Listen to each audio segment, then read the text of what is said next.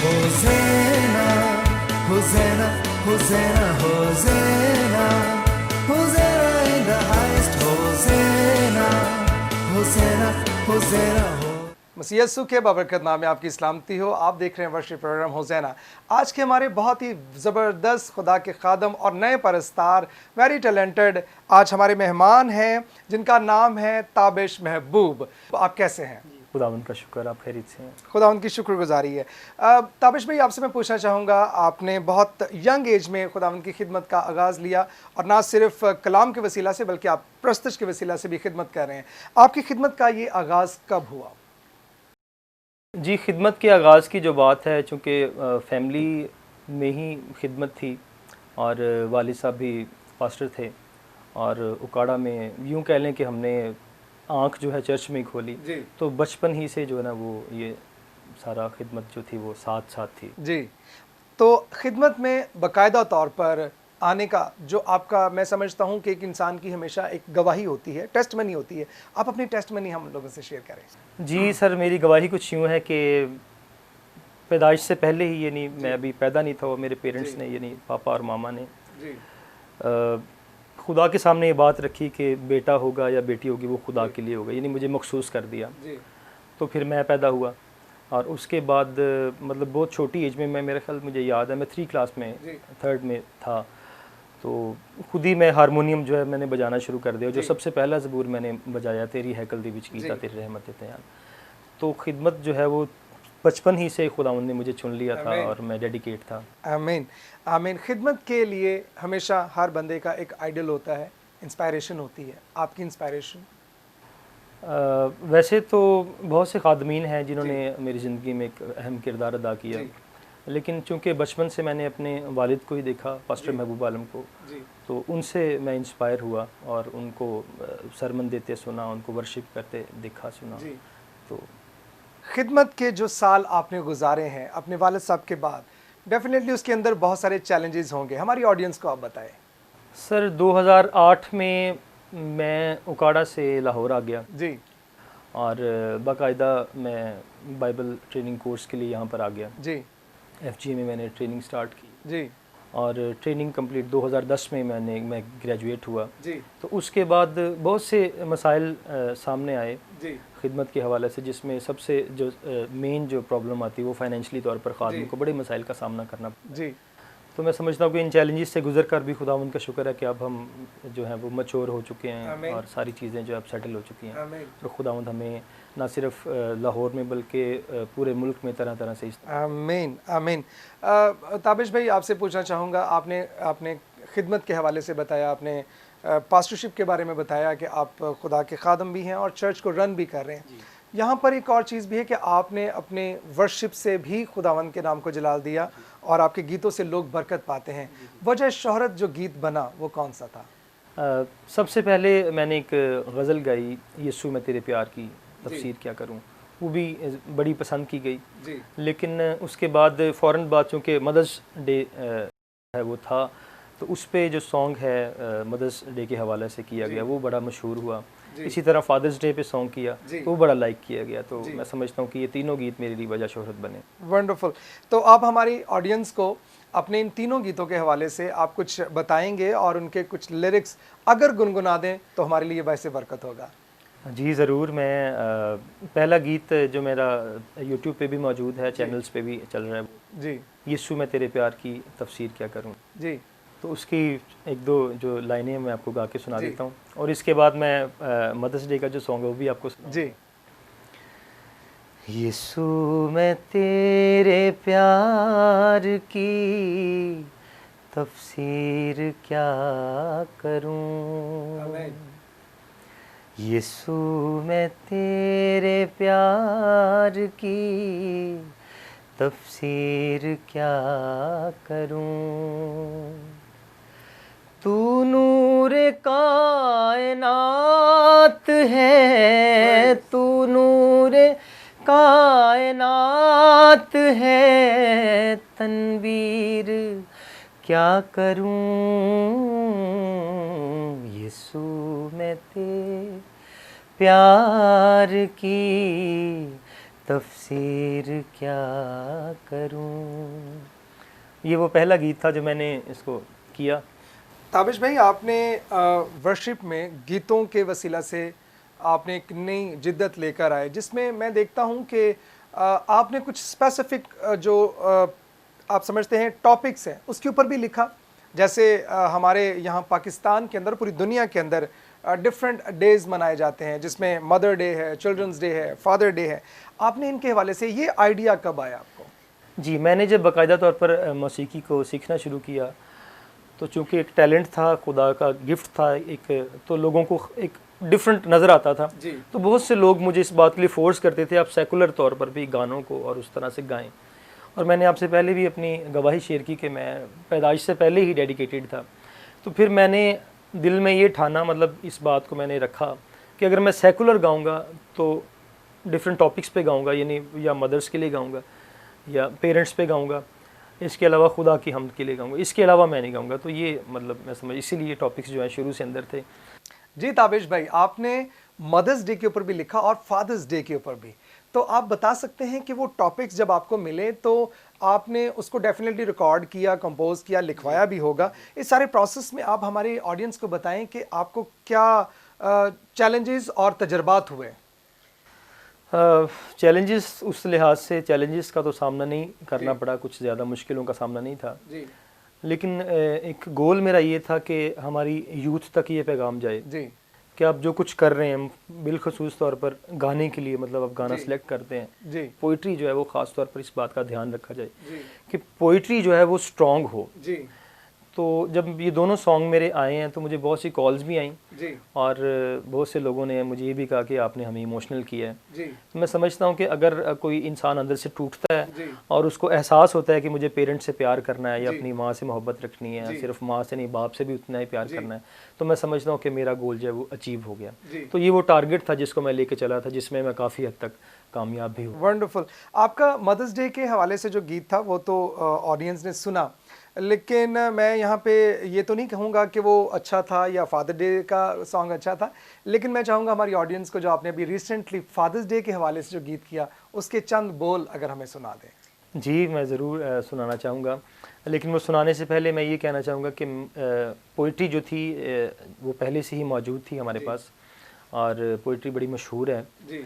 और इसको मैं सोच रहा था क्योंकि पापा की डेथ हो गई थी 2008 में, तो ये पोइट्री जो थी फादर्स डे आने वाला था और मेरे जहन में घूम रही थी और ऐसे आते आते जो है वो लिरिक्स की जो ट्यून है वो बनी और उसको फिर मैंने अपने उस्ताद जी से शेयर किया, तो फिर एक कंपोजिशन बनी और फिर हमने सीरियसली उस पर काम शुरू किया। तो मैं आपको कंपोजिशन की एक लाइन जो है वो सुनाता हूँ। अजीज तर मुझे रखता था वो रगे जान से, अजीज तर मुझे रखता था वो रगे जान से, ये बात सच है मेरा बाप कम न था माँ से, ये बात सच है मेरा बाप कम न था माँ से। तो ये इसको किया, फिर कंप्लीट सॉन्ग आपने सुना और डेफिनेटली बहुत खूबसूरत दोनों वीडियोस हैं आपकी और डेफिनेटली जहाँ जहाँ सुना गया लोगों ने बरकत पाई। हम खुदावंद की शुक्रगुजारी करते हैं, ऐसे टॉपिक्स के ऊपर भी लिखारी और लिखने वाले और कंपोज करने वाले लोग मौजूद हैं। यहाँ पर हम लेंगे एक छोटा सा ब्रेक, हमारे साथ रहेगा। आप देख रहे हैं worship program hosanna. Hosanna hosanna hosanna hosanna hosanna in the highest, hosanna hosanna hosanna हो।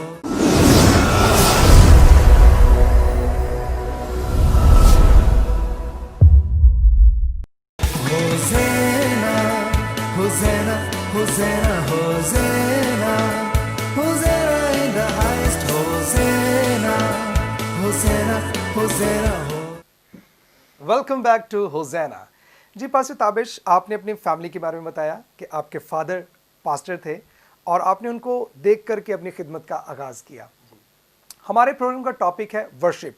अब हम बात करेंगे वर्शिप के ऊपर। मैं अपने यहाँ पर एक बात कलाम की शेयर करूँगा। ज़बूर 33, ऐ साद को खुदावंद में शादमान रहो, हम्द करना रास्तबाजों को ज़ेबा है। अब मुझे आपने जैसे कहा कि आपके आइडल जो हैं वो आपके इंस्पायरेशन जो है अपने फादर से हैं, और आपने बाकायदा तौर पर सीखा प्रस्तिश को, और ना सिर्फ प्रस्तिश को बल्कि आपने जो गाना जो आप खुदावंद की हम्द के लिए गाते हैं उसको सीखा। आपकी ज़िंदगी में बहुत सारे उस्ताद हैं, तो मैं बात आपसे पूछना चाहूँगा कि प्रस्तिश पहले तो क्या है और उसको सीखने के लिए आपको क्या प्रोसेस करना चाहिए अपनी ज़िंदगी के अंदर। जी ज़फ़र भाई, बिल्कुल हम डेडिकेट हैं वर्शिप करने के लिए, खुदा की प्रतिष्ठ करने के लिए।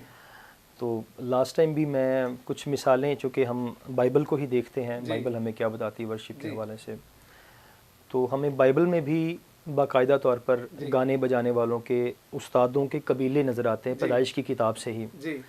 तो इसका ये मतलब है कि खुदावंद को प्रस्तिश जो है वो पसंद है, और प्रस्तिश वो वाली जो बाकायदा सीखी हो, बाकायदा सीखी पूछी हो। तो मैं समझता हूँ कि सबसे पहली बात तो ये कि अगर आप गा कर प्रस्तिश, क्योंकि प्रस्तिश सिर्फ गा कर नहीं होती, प्रस्तिश तो हर कोई कर सकता है, उसके लिए ज़रूरी नहीं कि आपको हारमोनियम आता हो या आपको कीबोर्ड या आपको तबला आता हो। तो अगर आपने गा कर करनी तो उसके लिए ज़रूरी है कि आप गाने बजाने वालों के उस्तादों के पास जाएँ, क्योंकि बाइबल में वो उस्ताद मौजूद हैं। क्योंकि आदम का जब आप कबीला उठाकर देखते हैं तो वहाँ पर गाने बजाने, बांसुरी बजाने वालों का कबीला अलग से जो उस्ताद हैं। और मैं समझता हूँ कि दाऊद की बहुत बड़ी मिसाल हमें मिलती है बाइबल में, और ऐसा वर्शिपर है कि जाति जूलियत को गिरा देता है। तो अगर वर्शिपर की उसकी वर्शिप में, उसकी प्रस्तिश में इतनी ताकत है कि वो जाति जूलियत को गिरा सकता है, तो इसका मतलब है कि आज के प्रस्तार पर उसके कंधों पर एक बहुत बड़ा बोझ है कि वो ऐसे मसाइल जो हमारी कलीसिया को दरपेश हैं, जो कि किसी जाति जूलियत से कम नहीं है, उनको वो वर्शिप के ज़रिए से गिरा सकता है। आमीन। और उसके बाद हमें एक और मिसाल दाऊद ही की नज़र आती है कि जब वो साज़ बजाता है तो बदरूहें निकलती हैं और साउल बादशाह में से बदरू निकल जाती है। तो इसका ये मतलब है कि अगर आप साज़ भी सीखते हैं कि वो उसमें इस कदर पाकीज़गी हो, इस कदर आप उस खुदा के ख़याल में डूबे हों कि वो पाकीज़गी जो है वो दूसरे के दिल तक जाए, उसकी रूह को टच करे। तो मौसीकी, बल्कि आप भी मौसीकी से रिलेटेड हैं, आप समझते हैं कि जब हम बाकायदा तौर पर मिसाल के तौर पर कोई राग सीखते हैं तो उस राग में एक गाने की एक किस्म होती है, उसको हम कहते हैं ख़याल। तो वो ख़याल क्या है, उस ख़याल को जब हम कोई राग प्ले करते हैं या गाते हैं तो एक अजीब सा एटमॉस्फेयर बनता है, जिसको हम कहते हैं जी ये शाम का राग है, जी ये सुबह का राग है, ये राग सुन के लग रहा है जैसे को हम किसी रेगिस्तान में या वीराने में फेरे, मतलब ये ख़याल इंसान को वो राग उस तरह की शक्ल खड़ी कर देता है। तो मैं समझता हूँ कि वही ख़याल, अगर आपके ख़याल खुदा के ख़यालों में डूबे हैं तो फिर जो है वो जो आपकी असली प्रस्तिश जो है वो आप उसमें आ रहे हैं और वो बरकत का बाइस है। खुदावंद के पाक कलाम में लिखा है, खुदावंद की हम्द करो क्योंकि खुदा की मदह सराई करना भला है, इसलिए कि ये दिल पसंद और सताइश ज़ेबा है। हालेलुया। तो मैं यहाँ पर एक बात सीखता हूँ आपकी ज़िंदगी से कि जैसे आपके वालिद साहब पास्टर थे, आपने पास्टरशिप ली अपनी ज़िंदगी के अंदर और आप खुदावंद की सताइश और प्रस्तश कर रहे हैं। मैं यहाँ पर आज के दौर की बात करूँगा, जो मेरा बोझ है, जो मेरा दर्द है। अपने प्रोग्राम के वसीला से मैं हमेशा ये कहा करता हूँ, आजकल प्रस्तश को लोगों ने एक सस्ती शोहरत हासिल करने के लिए एक टूल बना लिया हुआ है, जिसके अंदर जैसे आपने कहा कि ना तो उनका कोई रिलेशन खुदा के साथ है और ना ही वो उस्तादों से सीखे हुए लोग हैं। उन्होंने बहुत जल्द अपने नाम पैदा करने के लिए अपने सॉन्ग्स निकाले और उनको प्रमोट किया और आज इस दौड़ में हैं। और जहाँ तक मैं यहाँ पर एक और बड़ी ख़तरनाक स्टेटमेंट देखता हूँ कि यहाँ पर हमारे यहाँ ऐसे लोग वर्शिपर हैं जिनके, जैसे मैं आपके वालिद साहब से इंस्पायर हूँ कि उनके जो वालिदैन हैं वो भी पास्टर हैं, लेकिन वो क्या करते हैं कि वो खुदा की हम्द भी के लिए भी गीत गा रहे हैं और वो कमर्शियल शोज़ भी कर रहे हैं। तो मैं आपसे ये पूछना चाहूँगा कि क्या ऐसी प्रस्तश खुदा को ज़ेबा है? देखें जी, बाइबल मुकद्दस तो ऐसी प्रस्तिश को बिल्कुल भी प्रमोट नहीं करती, क्योंकि यीशु मसीह ने ख़ुद भी कहा कि एक नौकर जो है वो दो मालिकों की खिदमत नहीं कर सकता। तो एक बर्तन में अगर आप एक ही टाइम पे एक बर्तन में आप दूध भी डाल दें और एक बर्तन में आप कोई चाय भी डाल दें, तो मेरा ख्याल है कि वो ना तो वो दूध का टेस्ट है रहेगा, ना वो चाय, मतलब वो चीज़ ख़राब हो जाएगी। तो ऐसे लोगों के बारे में भी चूँकि बाइबल स्ट्रेट फॉरवर्डली हमें बताती है, शायद बहुत सख्त अल्फाज भी हैं, कुछ लोगों को शायद वो बुरा भी लगता है, तो ऐसे लोगों को यीशु मसीह ने डायरेक्टली बोला कि ये लोग जो हैं वो सफ़ेदी फिरी हुई कब्रों की माने जी। मतलब आपके अंदर कुछ है, जी। अंदर आपके ये है कि आप कमर्शली जो है वो एक गाने भी गाएं और आप शोज़ भी करें और जी। उस तरह से भी चलें, जी। और एक तरफ आप लोगों का भरम रखने के लिए या इस बात के लिए कि जी मेरा बैकग्राउंड पादरियों का है जी। या मेरे वालिद साहब पादरी थे, हाँ। तो मैं चर्च को भी रन कर रहा जी। हूँ। तो मैं समझता हूँ कि दो बेड़ियों में पाँव रखने से बेहतर है कि आप या तो सेकुलर हो जाएं जी। या फिर मुकम्मल तौर पर खुदा में आ जाएं, जिसकी वजह से दूसरों को भी बरकत मिले और शायद आपकी ज़िंदगी भी बच जाए। आमीन, आमीन। और पर साहब मैं आपसे ये बताऊंगा कि आपके वर्शिप के वसीला से जिस तरह लोग बरकत पा रहे हैं, डेफिनेटली इंसान की जो वर्शिप के अलावा जो अपनी पर्सनल ज़िंदगी होती है, लोग उसको भी देखते हैं कि उसकी ज़िंदगी खुदा के साथ कैसे जुड़ी हुई है। तो बहुत खूबसूरत आपने कलाम के वसीला से हमें बताया कि खुदा क्या कहता है, क्योंकि एक ही चश्मे से दो तरह का पानी नहीं निकल सकता। तो हम बात करेंगे प्रस्तुश की, और आगे बढ़ते हुए आपने प्रस्तुश में डेफिनेटली आपने पास्टरशिप की कोर्सेज भी किए हुए हैं, तो आपने सब्जेक्ट पढ़ा होगा प्रस्तुश। तो हमारे ऑडियंस को बताएं और हमारे आने वाले प्रस्तावों को कि खुदा को प्रस्तुश किस तरह की पसंद है। जी, जैसे मैंने पहले भी आपसे जिक्र किया कि दाऊद के बारे में हमें खुदा के ये अल्फाज मिलते हैं कि मेरे दिल के मुआफिक शख्स जो है मुझे मिल गया। जी। तो दाऊद जो है वो साज़ भी बजाता है। जी। और मैं समझता हूँ कि एक शख्स ने क्या खूब लिखा कि ये ज़रूरी नहीं है कि आप पब्लिक में क्या करते हैं, ज़रूरी ये है कि आप अकेले में क्या करते हैं। वंडरफुल। तो परस्तार जो है अगर वो अकेले में खुदा की वर्शिप करना सीख गया है, जी। अकेले में खुदा के साथ बातें करना और गाना सीख गया है, खुदा को राज़ी करना सीख गया है, तो मैं समझता हूँ कि वो हकीकी परस्तार के जो स्टेप्स हैं उसमें वो शामिल। Praise the lord, praise the lord. बाबरकत, खूबसूरत बात। तो भाई साहब आप मुझे बताएं कि आपके नए आने वाले प्रोजेक्ट्स कौन कौन से? जी, नए आने वाले प्रोजेक्ट्स में 2 प्रोजेक्ट्स हैं मेरे। जी। एक तो कवाली अंग है जिसमें हम एक नया एक चीज़ लेकर आ रहे हैं जी। खुदावंद की तारीफ़ में, क्योंकि डिफरेंट स्टाइल से हम खुदावंद की प्रस्तिश करते हैं, तो इस बार जो है एक डिफरेंट सब्जेक्ट लेकर आए हैं। और दूसरा मेरा जो प्रोजेक्ट है दम दम पल पल, वो आप अनकरीब देखेंगे, वो आपके साथ ही मेरा होगा। जी। तो ये 2 प्रोजेक्ट हैं जिन पर हम काम कर रहे हैं। Wonderful, wonderful. मैं यहाँ पर एक बात आपसे पूछना चाहूँगा। आप चर्च में खुदावंद की खिदमत भी करते हैं, प्रस्तुश भी करते हैं। मेरा एक क्वेश्चन है कि एक परस्तार के लिए अपने चर्च को साथ में इन्वॉल्व करके प्रस्तुश करना कितना ज़रूरी है? सर, इन्वॉल्वमेंट के बगैर आप वर्शिप, चूँकि चर्च की वर्शिप पर्सनल आपकी अपना किसी जगह परफॉर्म करना ये एक अलग चीज़ है, और जब चर्च में वर्शिप कर रहे हैं और लोगों को इन्वॉल्व नहीं कर रहे, तो वो मेरा ख्याल है कि वो वर्शिप जो है वो नाकाफ़ी है या वो उसमें कुछ कमी है। तो इन्वॉल्व आप उसी सूरत में कर पाएंगे जब आप खुद खुदा में इन्वॉल्व होंगे, क्योंकि प्रस्तिश का मतलब जहाँ गीत गाना है वहीं पर खुद यीशु मसीह का या खुदा का तख्त लगना भी है, वहीं पर इससे मुराद रूहुल कुद्दस का आ जाना भी है, वहीं पर इससे मुराद मसा का छा जाना भी है, वहीं पर इससे मुराद शिफा का होना भी, बदरूहों का निकलना भी, लोगों को खुदा की हजूरी का महसूस होना भी है। तो अगर ये सारी चीज़ें जब होंगी आपकी वर्शिप के वसीला से, तो ऑटोमेटिकली खुदा काम करेगा और वो लोग इन्वॉल्व होंगे और फिर गवाही आएंगी।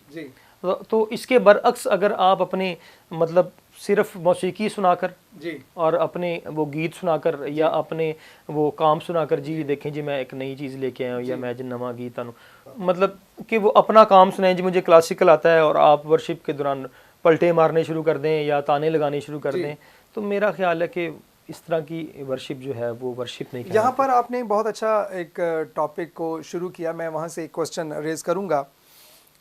आप बाकायदा तौर पर उस्ताद से सीखे हुए हैं और डेफिनेटली आपने जो गाने के जो रूल्स हैं वो सीखे हुए हैं, तो क्या एक राग, सरगम, पलटा, ये ताने, ये प्रस्तुश के अंदर होनी चाहिए? हो भी सकती हैं, लेकिन अगर आप बात कर रहे हैं किसी जमात को साथ लेकर गाने की या कलीसिया के साथ गाने की, तो फिर नहीं होनी चाहिए। लेकिन अगर आप पर्सनली तौर पर कुछ परफॉर्म कर रहे हैं अकेले से, तो फिर अगर आप परफॉर्म करते हैं खुदा की सिताइश में और खुदा के नाम वो करते हैं, तो मेरा ख्याल है कि ये बहुत अच्छा है। अच्छा है। यहाँ पर मैं एक बात हमेशा अपने शो से करता हूँ कि जो ये ताने पलटे तो चलो जियो भी हुआ, लेकिन जो हम सरगम बोलते हैं इसके बारे में अगर नॉलेज लें तो हमें ये पता चलता है कि ये राग और रागनियाँ हैं, इनके बाकायदा नाम हैं और वो डिमोनिक स्पिरिट्स हैं। तो क्या आप समझते हैं कि एक प्रस्तिश के गीत में, चाहे वो रब खुदावंद बादशाह है, ओ जलालदा बादशाह है, तो क्या हम उन डिमोनिक स्पिरिट्स के साथ में नाम ले सकते हैं? सर मौसीकी मैं समझता हूँ कि एक सारी चीज़ें इंसान को ज़मीन से मिली, इंसान को जब बनाया गया, लेकिन बहुत सी क्वालिटीज़ ऐसी भी हैं जो आसमान से उतरी। उन क्वालिटीज़ में से एक क्वालिटी ये भी है कि चूँकि ये गाना बजाना जो था ये आसमान पर होता था बाकायदा तौर पर। फरिश्ते जो थे उनके परों में साज, और वो उनके चलने से भी जो है वो तरह तरह के साज बजते थे। तो ये चीज़ खुदा ने जो है वो इंसान को ऊपर से, आसमान से इंसान को दी कि वो खुदा की हमद में गाए। लेकिन चूँकि साथ इबलीस भी गिराया गया, तो कुछ हिस्सा मौसीकी का इबलीसियत के तौर पर इस्तेमाल किया जाता है और कुछ हिस्सा जो है इसको खुदाउन में इस्तेमाल किया जाता है। लेकिन ये आया आसमान से ही है बाइबल के मुताबिक। तो मैं समझता हूँ कि इसको डिमोनिक तो हम उसी सूरत में कहेंगे जब इसको आप डिमोनिक तौर पर सोचेंगे या करेंगे या उनके साथ शामिल होंगे। लेकिन अगर आप इसको पाकीज़गी की तरफ ले आएंगे और खुदा की हमद में इस्तेमाल करेंगे तो फिर वो डिमोनिक नहीं रहेगा, फिर वो पाकीज़ा हो जाएगा। ज़बरदस्त ज़बरदस्त। प्रोग्राम के आखिर में आप हमारे देखने वालों को ज़रूर एक वर्शिप के ऊपर, एक जो हमारे नए लोग हैं जो वर्शिप करते हैं, उनके लिए कुछ मैसेज। जी, वर्शिपर्स को मैं यही पैगाम देना चाहता हूँ, ये मैसेज देना चाहता हूँ कि बाइबल मुक़द्दस में लिखा है कि खुदावंद ऐसे परस्तार ढूंढता है जो रूह और सच्चाई से उसकी प्रस्तिश करते हैं। आमीन। तो यहाँ पर जो अल्फाज बाइबल मुक़द्दस इस्तेमाल करती है वो है ढूंढता है। सो खुदावंद जो है परस्तारों की तलाश में है। अगर आपके पास ये तोड़ा है, अगर आपके पास ये गिफ्ट है कि आप बजा सकते हैं, गा सकते हैं, तो सबसे पहली मुबारकबाद मैं आपको ये देना चाहता हूँ कि आपको मुबारक हो कि हमारा खुदा आपकी तलाश में है। ग्रेट। सो भागिए नहीं, उस तलाश को ख़त्म करें। और अगर आप दिल से वर्शिप नहीं कर रहे थे आज से पहले, या कर रहे थे कभी नहीं कर रहे थे, तो उसको मुकम्मल तौर पर खुदावंद में करें और वर्शिप को दिल से करें। और बाइबल मुक़द्दस में बहुत सी ऐसी हमें मिसालें मिलती हैं। नए अहदनामे में पौलुस और सिलास की एक बहुत बड़ी मिसाल मिलती है, कैद खाना में, जेल में मौजूद हैं, और जेल में वो बाइबल बताती है कि वो अमाल की किताब वो हमद कर रहे हैं, गीत गा रहे हैं, और जेल की सलाखें टूट जाती हैं, ताले टूट जाते हैं, बेड़ियाँ टूट जाती हैं। तो मैं समझता हूँ कि एक सच्चा जो परस्तार है वो बंधनों को तोड़ सकता है, वो बदरूहों को निकाल सकता है, वो लोगों को आज़ाद कर सकता है। सो एक आज के वर्शिपर पर इसके कंधों पर एक बहुत बड़ी जिम्मेदारी है कि वो अपने लोगों को आज़ाद करवा सकता है। और अगर आप ये नहीं करते तो मेरे अजीज़ों, आप फिर हम उनमें शामिल होते हैं जो शख्स अपना तोड़ा जो है वो दबा देता है। सो इसको मैं नई यूथ को यही कहना चाहता हूँ कि आप वर्शिप करें, दिल से करें, बाइबल मुक़द्दस के उसूलों के मुताबिक करें, और बहुत सी जानों को खुदा उनके पास लाएं। आमीन आमीन आमीन। खूबसूरत बातें और पाक कलाम की बातें पास्टर ताबिश महबूब हमसे डिस्कस कर रहे थे, और आज हमने उनकी बातों से, उनके तजुर्बात से और कलाम के वसीला से हमने बरकत पाई है। हमारे प्रोग्राम का टाइम ख़त्म होता है। ये प्रोग्राम देखते रहें। Hosanna, god bless you. Hosanna hosanna hosanna hosanna Hosanna in the highest, Hosanna, Hosanna, Hosanna, Hosanna.